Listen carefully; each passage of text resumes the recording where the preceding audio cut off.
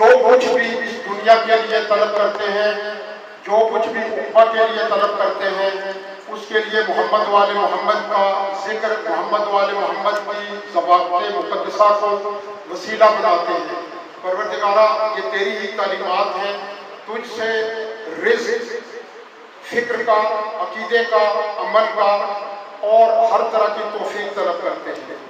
میرے مالک، محمد والے محمد علیہ السلام نے سب سے زیادہ جس چیز پر زور دیا وہ معرفت توحید تھی۔ آل محمد علیہ السلام نے آدم سے لے کر خاتم تک اور امیر المومنین علیہ السلام کی والدہ گرامی جب کعبے کے پردے کو تھام کر علی علیہ السلام کے ظہور کی دعا کرتی ہیں تو ابتدا میں مالک اپنے اجداد کے عقیدہ توحید کا تذکرہ کرتی ہیں اور رسالت مآب کی اور دیگر انبیاء کی نبوت کا تذکرہ کرتی ہیں اور اپنے فرزند کی ولایت کا تذکرہ کرتی ہیں۔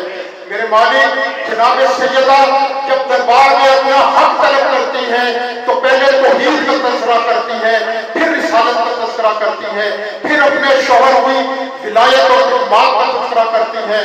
اور علی کی بیٹی جب دربار میں جا کے 1,24,000 انبیاء کی محنتوں کو بتانے والے سید الشہداء کی شہادت کا دفاع کرتی ہے ظالم کے دربار میں، تو توحید کی دفاع کرتی ہے، قرآن کی حقانیت کا دفاع کرتی ہے، محمد مصطفیٰ کی نبوت کا دفاع کرتی ہے، اپنے والد گرامی کی ولایت اور امامت کا دفاع کرتی ہے اور سید الشہداء کی حقانیت کا دفاع کرتی ہے۔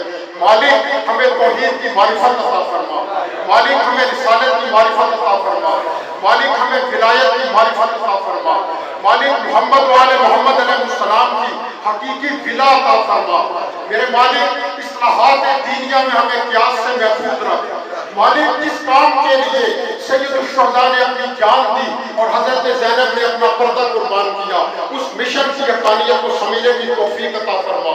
مالک، بیماروں کو شفا عطا فرما، اسیروں کو رہائی عطا فرما۔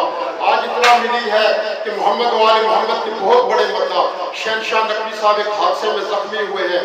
آپ سب حضرات سے التماس ہے کہ امام زین العابدین کے صدقے میں دعا فرمائے کہ مولا ان کو صحت و کاملہ عطا فرمائے۔ حاضرین کے جتنے بیمار ہیں سب کو شفا عطا فرمائے۔ منور بٹ صاحب نے جن مدت کے لیے بھائی ہوئے خدا سے سلامتی عطا فرمائے۔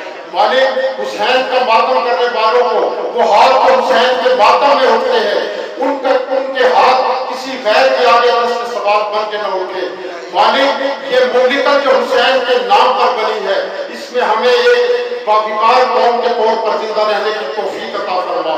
میرے مالک، جو حسین کا نام منبر پر لیتا ہے، جو حسین کی فرش عزا بچھاتا ہے، جو حسین کے لیے مجلس پڑھتا ہے، کسی زبان پر کسی طور پر بھی پڑھتا ہے، مالک سب کو اتفاق اور اتحاد عطا فرما۔ مالک، دشمن کی پھیلائی ہوئی سازشوں سے افتراق سب سے بڑا نقصان ہے۔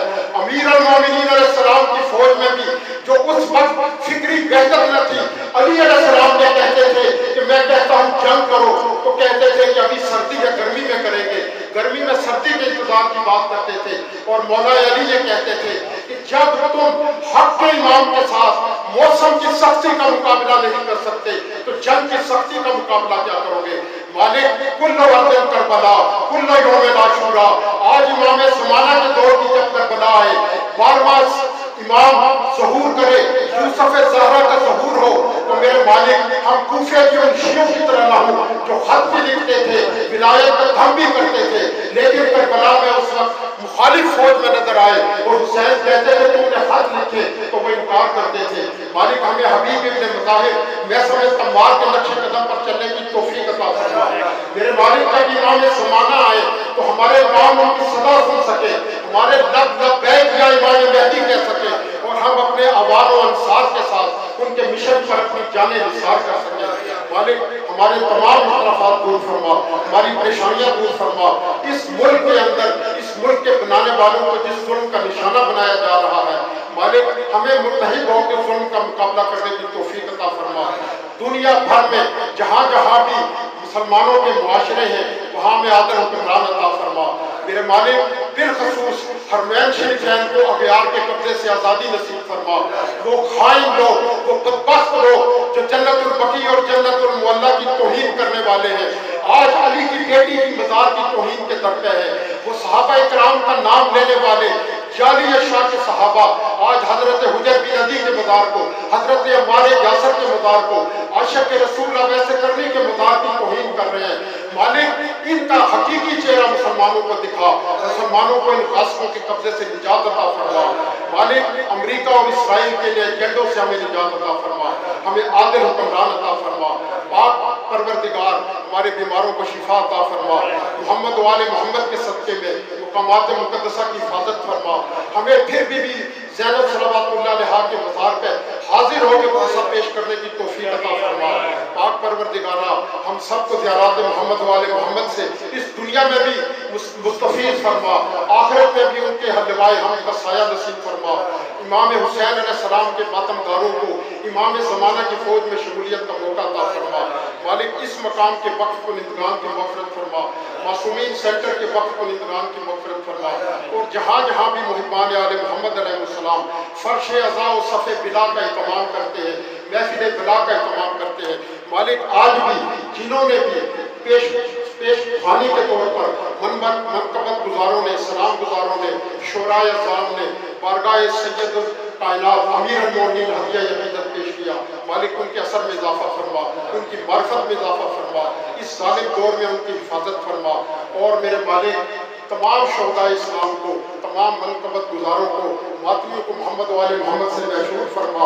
علامت کے طور پر استاد سید سبت جعفر کے درجات بلند فرما، ان کے مشن کو قائم رکھ، اور مالک اس مقام کے وقف کنندگان، معصومین سینٹر کے وقف کنندگان، حاضرین کے تمام وقف کنندگان، تو حاضرین کے تمام مرحومین کی مغفرت فرما، درجات بلند فرما۔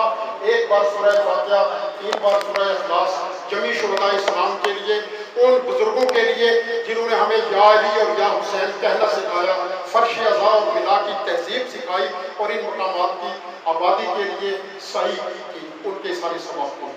بسم اللہ الرحمن الرحیم۔ الحمد